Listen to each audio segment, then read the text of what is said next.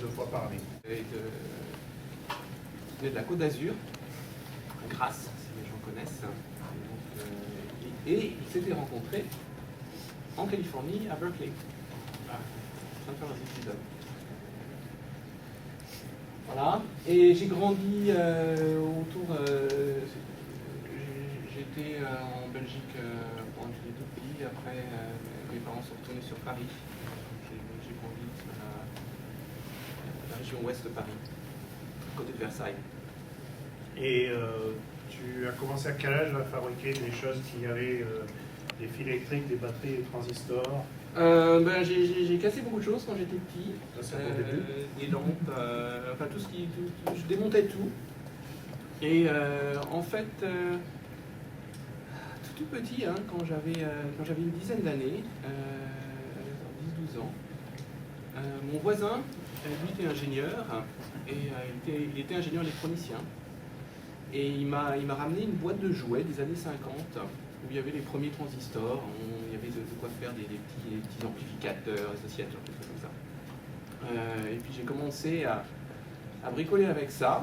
Et il était très généreux, il m'a aussi emmené un vieil oscilloscope, un truc à tube, c'est magnifique d'ailleurs, c'est une pièce, je l'ai récupérée encore en France, une pièce de musée, qui ne marchait plus, et j'ai réussi à réparer. Donc j'ai fait une de mes premières réparations. Et j'ai commencé à faire des circuits de plus en plus compliqués, avec c'est terminé par des ordinateurs, entre autres, il y a eu toujours beaucoup de choses électromécaniques. Je faisais des petites voitures, des bateaux. Jamais d'avion, parce que c'était hors de mon budget, mais je me suis rattrapé de tout. Ça fait plaisir à des enfants, tout ça. Donc en fait, je passais. Mes parents étaient un peu inquiets parce que j'avais fini par me faire un laboratoire dans le poignet et je passais toutes les journées dans mon labo à faire des inventions bizarres au lieu de jouer dehors comme tout le monde. Et mais alors, mon père m'a pardonné quand j'ai fait un décodeur Canal+. Qui marchait très bien. Et alors, en prenant un petit raccourci, c'est comme ça que tu es rentré donc, à l'école polytechnique? Oui, j'avais la fibre ingénieur. En fait, j'ai fait je me débrouillais pas mal à l'école, donc j'ai fait maths sup et maths spé au lycée Hoche. J'étais bon, mais je détestais ça absolument. Les maths, je ne pouvais pas sentir ça. Et la physique, j'aimais beaucoup. Et ce que j'aimais encore plus, c'était les travaux pratiques, évidemment. Et puis, bon gré, mal gré, j'ai passé les concours et puis j'ai eu la chance de rentrer à l'école polytechnique. Et là, j'ai tout de suite arrêté de faire des mathématiques, sauf le minimum requis. Et j'ai passé mon temps dans les labos. La polytechnique, c'était la nouvelle école polytechnique à Palaiseau. Il y avait des très bons labos, donc un labo d'optique. D'optique quantique, en fait. J'avais 2 labos, optique quantique et laboratoire d'optique appliquée. Donc j'ai commencé à bricoler. Tu as continué à bricoler. Tu t'es jamais arrêté en fait. Je me suis jamais arrêté, je continue. J'ai un labo dans ma maison. Il y a tout. Mon oscilloscope, c'est plus 100 kHz, c'est 10 gigabits par seconde. C'est un peu amélioré. Toujours la même chose. Et alors, quand tu sors de l'X, tu as le choix, j'imagine, entre plusieurs carrières. Et laquelle choisis-tu? Moi, c'était j'avais la fibre d'ingénieur, en fait. Et l'X, et même les écoles d'ingénieurs en France sont pas vraiment. C'est toujours très théorique. Je voulais faire quelque chose de pratique, je voulais faire quelque chose d'avancé. J'étais passionné quand j'étais petit par les circuits intégrés. Mon père m'en rapportait, il travaillait avec les premiers ordinateurs, il rapportait des cartes, je prenais des circuits intégrés, j'ai piqué, je faisais autre chose avec, je les ouvrais pour voir ce qu'il y avait dedans. Et donc à l'époque, en 86-87, ça se passait assez mal en fait, les circuits intégrés en France, mais il y avait l'optique qui commençait à venir, et en fait on était assez fort, il y avait Alcatel, il y avait Thomson qui était juste derrière Polytechnique. Je me dis, ah bah tiens, le semi-conducteur, c'est porteur, en France on n'est pas mauvais là-dedans, essayons de faire ça, essayons de faire des puces. Donc j'ai essayé de faire une thèse, je voulais faire la recherche, donc la thèse c'était la voie la voie majeure pour faire ça. Et il se trouvait que l'école polytechnique venait juste d'être agréée pour délivrer des thèses. Alors je suis allé, la gueule enfarinée, qu'est-ce que vous voulez faire après l'école polytechnique? Je veux faire une thèse. Ah, très bien, vous voulez faire quoi? Je veux faire dans l'optique. Très bien. Et ça va être quoi le sujet? Je vais faire des lasers à semi-conducteurs, et j'avais trouvé un laboratoire, un Thomson CSF, qui recherchait des gens là-dedans, qui étaient intéressés évidemment par les physiques, bien frais. Et un professeur, donc j'avais eu d'autres tribulations avec les laboratoires, j'avais construit un gros laser, donc il me connaissait bien dans le laboratoire d'optique, et un de ces gens qui m'avait aidé à construire mon laser m'a dit: je vais être ton professeur, ton maître de thèse.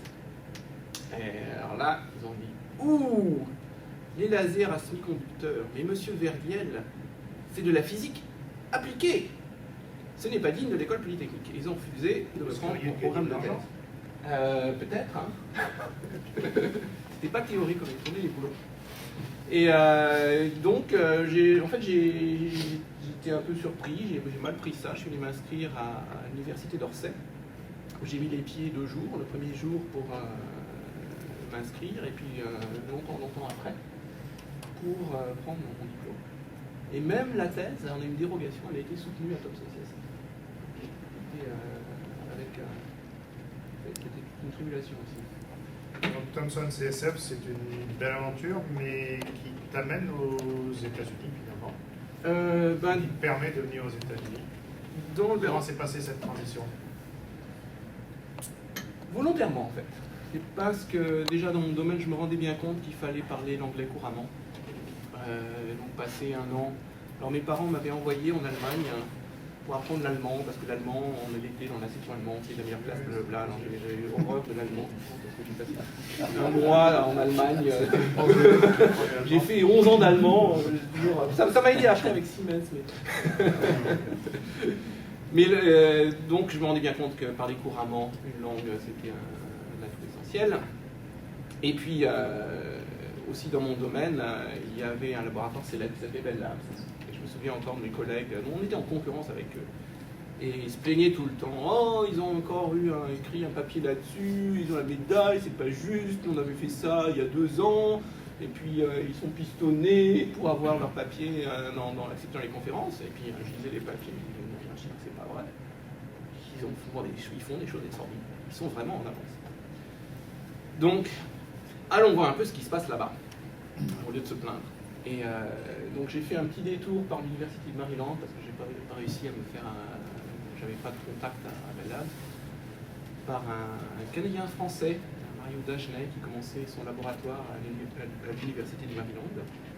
Donc le but était d'apprendre l'anglais, de s'amuser un petit peu, et de voir si on ne pouvait pas rentrer à Bell Labs. Et en fait j'ai fait les 3, et donc j'ai fini par décrocher ma position à Bell Labs. Alors il se fait que mon travail que j'avais fait à Thomson est devenu en fait assez connu.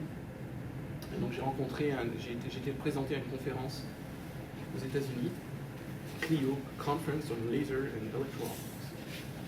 Et à cette conférence, j'ai rencontré quelqu'un qui travaillait dans le même domaine à Bell Labs. Je lui ai donné mon CV, et puis il m'a rappelé. Voilà.